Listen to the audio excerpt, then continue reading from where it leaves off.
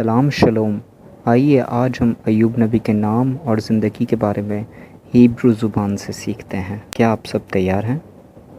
پرانے عہد نامے کی جوب یعنی ایوب نبی کی کتاب کے پہلے باب کی پہلی آیت۔ اس کی سرزمین میں ایوب نام ایک شخص تھا، وہ شخص کامل اور راست باز تھا اور خدا سے ڈرتا اور بدی سے دور رہتا تھا۔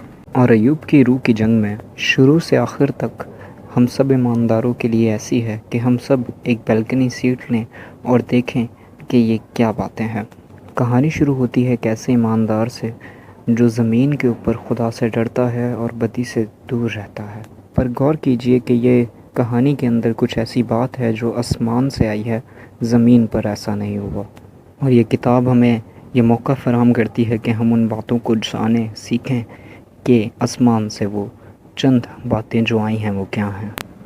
8ویں آیت، خداوند نے شیطان سے کہا، کیا تو نے میرے بندے ایوب کے حال پر بھی کچھ غور کیا؟ یہ آیت مبارک دل پہ شادمانی اور چہرے پہ مسکان کو لائے گی، اس کی جو خدا سے محبت کرتا ہے لیکن وہیں دوسری طرف جو خدا سے بغاوت کرتا ہے ان کے لیے بہت ہی چیلنج کی بات ہے۔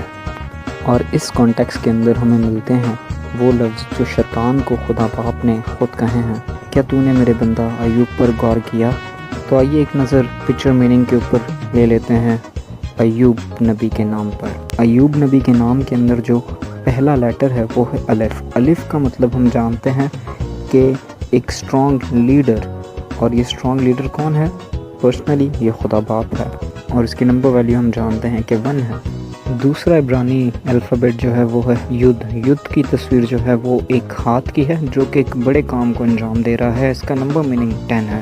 تیسرا لیٹر جو ہے واف ہے۔ واف کی تصویر جو ہے آئرن نیل کی ہے جو 2 الگ الگ ٹکڑوں کو ایک ساتھ اکٹھا کرتا ہے۔ واف ایک انسان کا عدد بھی ہے جو کہ 6 ہے۔ بیت کی تصویر جو ہے وہ ایک خیمے کی، ایک گھر کی ہے، اس کی نمبر ویلیو 2 ہے۔ اور نمبر 2 کی جو پکچر ہے وہ ہے سن آف گاڈ کی، جو کہ تثلیث کا دوسرا حصہ ہے۔ تو کیا ہے پکچر میننگ؟ الف، الف یعنی کہ خدا باپ جو ہے وہ ایک بڑے کام کو انجام دے گا۔ ید یعنی کہ وہ انسانی نسل کے لیے ہوگا۔ واو یعنی کہ ایک ایسا گھر خدا کی طرف سے دیا جائے گا آسمانی جو کہ خدا کا بیٹا ہوگا۔ بیت یعنی کہ خیمہ۔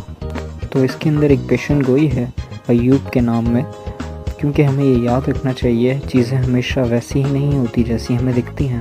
ایوب نبی کی کتاب میں ہمیں سیکھنے کو ملتا ہے کہ ہمیں کسی کو بھی دیکھ کر اس کے اوپر پروڈکٹ نہیں کرنا ہے، اپنی انڈرسٹینڈنگ کے مطابق، اپنی سمجھ کے مطابق جو ہے وہ کسی کے انجام کو، اس کی قسمت کو نہیں بتانا ہے، کیونکہ وہ لوگ جن کی زندگی ایوب نبی کی طرح ہے ان کے لیے خدا کا ایک فائنل چیپٹر ہے جو کہ ایوب نبی کی کتاب میں ہی ہمیں ملتا ہے۔